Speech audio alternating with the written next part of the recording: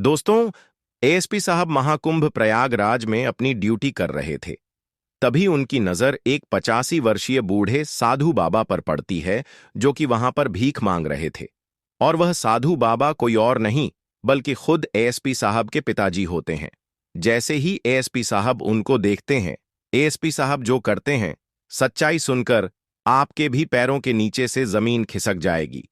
दोस्तों, आज की इस वीडियो की शुरुआत करने से पहले आप इस वीडियो को लाइक करें और ऐसी ही सच्ची घटनाएं सुनने के लिए हमारे चैनल को सब्सक्राइब करें।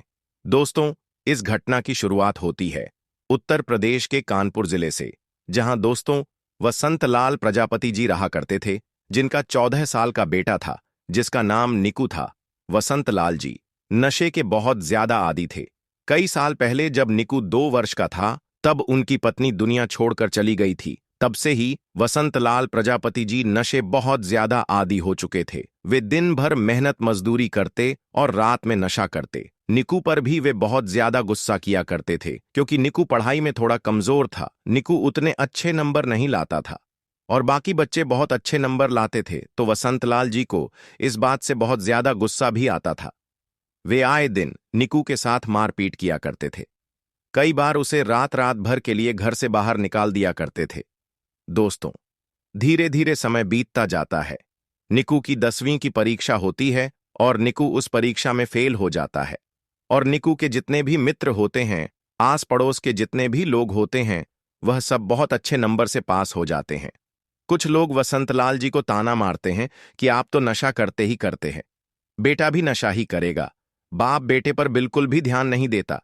जब लोग निकू की असफलता के लिए वसंतलाल जी को ताना मारते हैं, तो वसंतलाल जी को काफी ज्यादा गुस्सा आ जाता है। वे मेहनत मजदूरी करने के बाद जब रात को नशे की हालत में घर आते हैं, वे निकू के साथ बहुत ज्यादा मारपीट करने लगते हैं। निकू पढ़ाई में कमजोर जरूर था, लेकिन वह बहुत कोशिश करता था कि वह उसके पिताजी को गुस्सा ना दिलाए। लेकिन फिर भी नशे में वसंतलाल जी उसे बहुत ज्यादा मारपीट कर घर से बाहर निकाल देते हैं और कहते हैं, आज के बाद। अब इस घर निकू उसके पिता के इस व्यवहार से बहुत ज्यादा परेशान हो चुका था। अब उसका डर धीरे धीरे बढ़ता जा रहा था। आए दिन मारपीट, आए दिन घर से बाहर निकाल देना, यह सब चीजें अब निकू को बहुत ज्यादा तंग करने लगी थीं। अब जब वसंतलाल जी ने रात को निकू को घर से बाहर निकाल दिया, तो निकू यह ठान चुका था कि अब वह दोबारा एक बड़ा व्यक्ति बनकर ही इस घर में घुसेगा, वरना वह अब इस घर में कदम नहीं रखने वाला। जैसे ही वसंतलाल जी निकू को घर से बाहर निकालते हैं, निकू तुरंत उस गांव को छोड़कर भाग जाता है और अगली ही ट्रेन पकड़कर अपने नजदीकी दूसरे जिले में जाकर वहां जो अनाथ आश्रम होते हैं, उसमें रहने लगता है। कई लोग निकू से प्रश्न पूछते हैं कि तुम्हारा परिवार कहाँ है, तुम यहां अकेले कैसे आए? तब निकू उन सभी को यही जवाब देता है कि मेरा इस दुनिया में कोई नहीं है, मैं बिल्कुल अनाथ हूं और मैं किसी अनाथ आश्रम में रहना चाहता हूं। निकू अनाथ आश्रम में रहकर वहीं से अपनी पढ़ाई शुरू करता है। निकू एक बार फिर से 10वीं की परीक्षा देता है और इस बार वह बहुत मेहनत करता है। उसे कुछ अच्छे लोग मिलते हैं, कुछ अच्छे शिक्षक मिलते हैं जो उसे बहुत अच्छे से पढ़ाते हैं, समझाते हैं, और निकू इस बार 10वीं की परीक्षा पास कर जाता है। निकू के अनाथ आश्रम में एक बहुत अच्छी महिला रहा करती है, जो निकू का बहुत ध्यान रखती थी और उसे बहुत समझाती थी कि यदि तुम आगे चलकर अच्छे से पढ़ाई लिखाई करोगे तो तुम एक बहुत बड़े अवसर बन सकते हो। फिर तुम्हें यहां अनाथ आश्रम में रहने की कोई आवश्यकता नहीं। तुम्हें तुम्हारा परिवार मिलेगा, तुम्हारी शादी होगी और तुम्हारा परिवार बनेगा। निकू के मन में बचपन से ही कुछ बहुत बड़ा अवसर बनने का सपना था और वह इसीलिए घर छोड़कर भाग आया था, क्योंकि उसके पिता उसके साथ बहुत गलत व्यवहार करते थे। अब धीरे धीरे निकू पढ़ाई में अपना ध्यान और ज्यादा बढ़ाने लगा था, लेकिन वह अनाथ आश्रम वालों पर भी बोझ नहीं बनना चाहता था। इसीलिए वह दिन में थोड़ी बहुत मेहनत मजदूरी करता और रात में जाग जाग कर पढ़ाई किया करता था। धीरे धीरे समय बीतता जाता है। अब निकू पढ़ाई में जितना कमजोर था, उतना ही अब वह अच्छा होता जाता है और पढ़ाई में उसका ध्यान बहुत ज्यादा लगने लगता है। निकू धीरे धीरे अपनी 11वीं की परीक्षा पास कर लेता है। अब समय आया था निकू के जीवन के सबसे बड़े इम्तिहान का। अब निकू 12वीं बोर्ड की परीक्षा देता है और इस बार भी उसने मेहनत करने में कोई कसर नहीं छोड़ी थी। और निकू पूरे जिले में पहला स्थान हासिल कर कर सभी को चौकन्ना कर देता है। निकू की इस सफलता से उसके अनाथ आश्रम में जो टीचर थे, जो बड़े लोग थे, वह बहुत ज्यादा खुश थे। उन्हें निकू पर बहुत गर्व था क्योंकि निकू उनका नाम रोशन करता था। एक अनाथ आश्रम में रहने वाला लड़का किस तरीके से पूरे जिले में पहला स्थान हासिल करता है, यह देखकर निकू के अनाथ आश्रम के सभी लोग बहुत प्रसन्न थे। वह बहुत खुश थे और वह अब यही चाहते थे कि निकू पढ़ लिख कर आगे बढ़े और एक बहुत बड़ा अवसर बने। निकू 12वीं के बाद पुलिस की भर्ती की तैयारी करता है और मन लगाकर पढ़ाई शुरू कर देता है। धीरे धीरे निकू पुलिस की भर्ती की परीक्षाएं भी पास कर लेता है और अपने शहर का एक छोटा मोटा पुलिस अफसर बन जाता है। निकू की सफलता से उसके अनाथ आश्रम के सभी लोग बहुत खुश थे, लेकिन निकू मन ही मन अब भी खुश नहीं था। वह चाहता था कुछ बड़ा बनना। छोटी मोटी पुलिस की अफसरी से उसे संतुष्टि नहीं हो रही थी। वह चाहता था कि वह कुछ ऐसा करें जिससे पूरे देश को, पूरे गांव को उस पर गर्व हो, क्योंकि बचपन से ही उसे बहुत ज्यादा सफलता मिली थी। इसीलिए वह सफलता की अहमियत बहुत अच्छे से जानता था। इसीलिए उसके मन में कुछ बहुत बड़ा पुलिस अफसर बनने का सपना बचपन से ही उठ रहा था और निकू अपनी पुलिस की नौकरी के साथ साथ अपने आगे की पढ़ाई भी जारी रखता है। निकू यूपीएसएससी एग्जाम की तैयारी शुरू कर देता है क्योंकि निकू अब पुलिस में एसपी का पद हासिल करना चाहता था। निकू चाहता था कि वह एक बार एसपी बने, फिर उसके बाद बहुत पावर भी होगी, बहुत मान सम्मान भी होगा और वह अपने देश के लिए कुछ कर भी सकता है। निकू दिन भर जॉब करता था और रात में अपनी यूपीएसएससी की पढ़ाई जारी रखता था। धीरे धीरे समय बीतता जाता है। निकू का एक अटेम्प्ट निकल जाता है।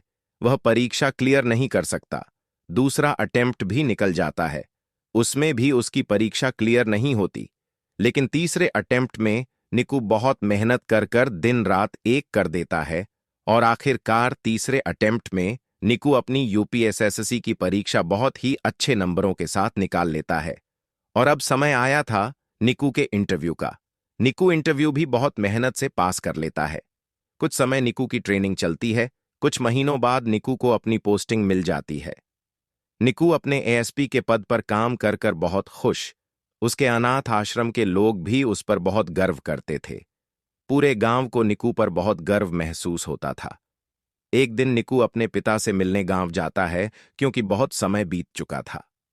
काफी समय से निकू अपने पिता से नहीं मिला था।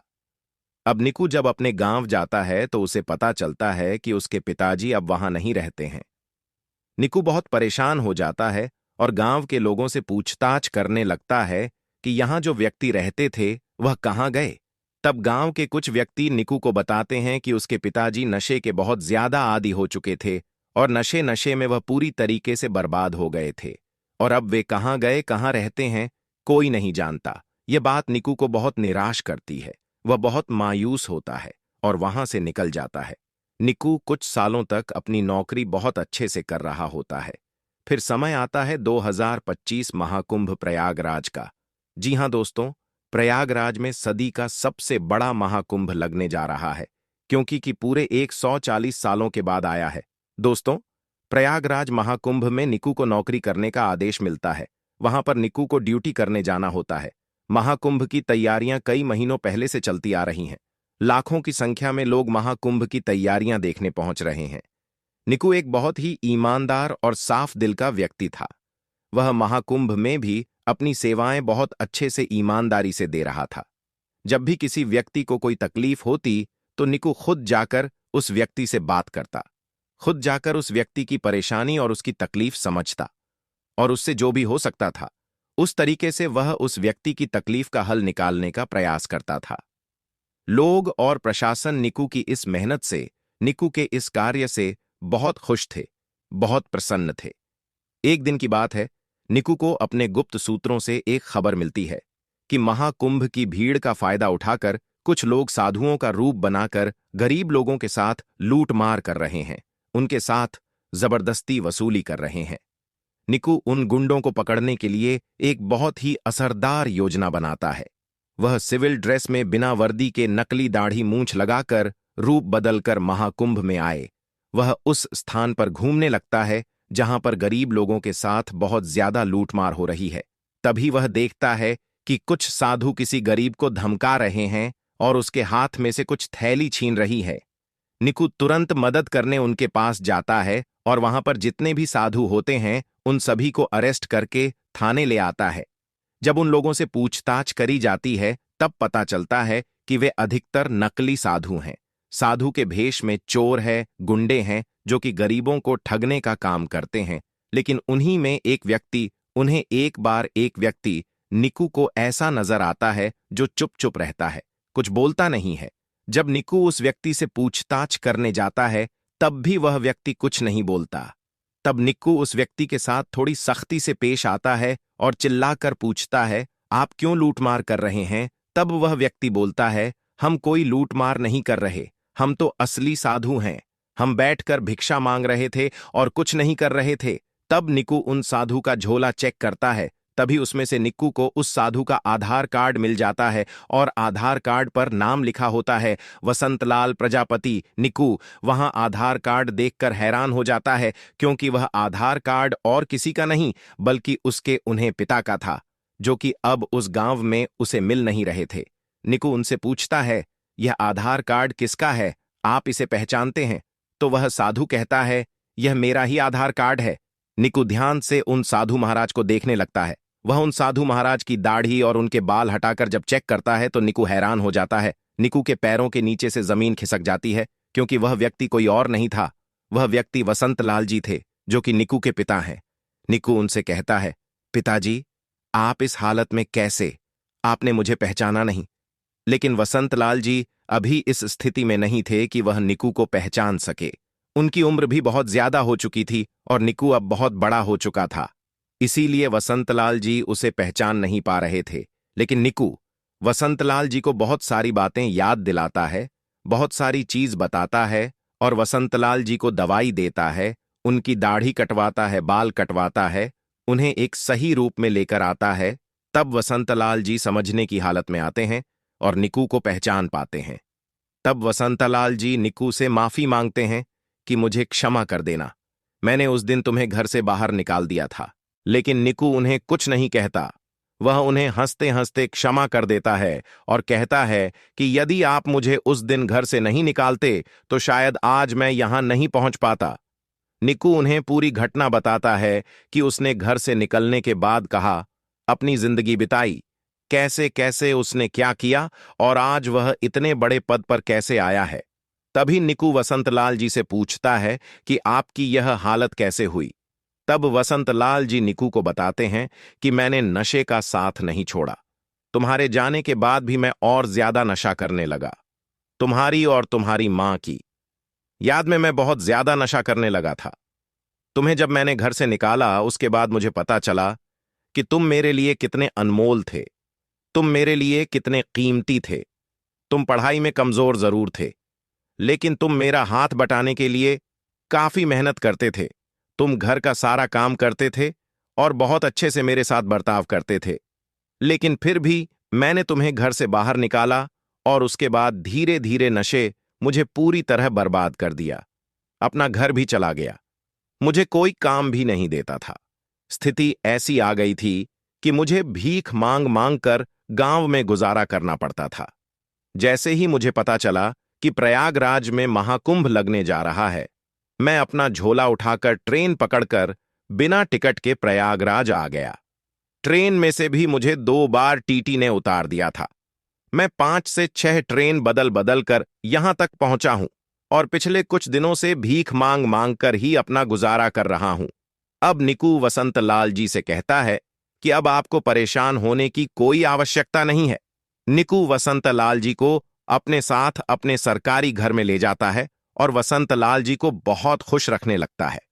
वसंतलाल जी को भी अपनी गलती का अब एहसास होने लगा था क्योंकि उनका वह नालायक बेटा जो बचपन में बिल्कुल पढ़ाई नहीं करता था, वह आज एक बहुत बड़े अफसर के पद पर बैठा था। एसपी का पद, उसके अंडर में कई सारे पुलिस वाले आते हैं। वसंतलाल जी अपने बेटे की तरक्की से, अपने बेटे की सफलता से बहुत खुश थे। इधर निक्कू जितने भी साधुओं को पकड़ कर लाता है उनमें से वह पहचान करता है, जो जो असली होते हैं उन्हें वह छोड़ देता है। लेकिन कुछ लोग साधु का रूप बनाकर जो गरीबों के साथ ठगी कर रहे थे, लूटमार कर रहे थे, उन सभी को निकू जेल में डलवाता है और अपने आगे की ड्यूटी मन लगाकर करता है और जितना हो सकता है गरीबों की सहायता करने की कोशिश करता है, प्रयास करता है। दोस्तों, आपको निकू की यह हिम्मत कैसी लगी? निकू, जो कि एक पढ़ाई में बहुत ही कमजोर व्यक्ति था, घर से निकलकर अनाथ आश्रम में रहने लगा था, जिसने अपना जीवन गुजारा और पढ़ाई लिखाई कर कर एक पुलिस की नौकरी हासिल करी, लेकिन वहां पर भी उसे संतुष्टि नहीं मिली, तो वह और आगे पढ़ने लगा और आज वह एसपी के पद पर बैठा है, आईपीएस के पद पर बैठा है और अब जाकर उसे संतुष्टि मिली है और वह अपनी नौकरी को बहुत अच्छे से ईमानदारी से कर रहा है। यदि आपको निकू की यह हिम्मत, उसका यह हौसला और उसका यह जज्बा अच्छा लगा हो तो आप इस वीडियो को लाइक जरूर करना और हमारे चैनल को सब्सक्राइब जरूर करना, क्योंकि दोस्तों इस चैनल पर हम ऐसी ही सच्ची घटनाएं लेकर आते हैं। तो दोस्तों, अगले दिन किसी नेक्स्ट वीडियो में नए टॉपिक के साथ मिलते हैं। तब तक के लिए सभी दोस्तों को जय हिंद, जय भारत। आप सभी का बहुत बहुत धन्यवाद।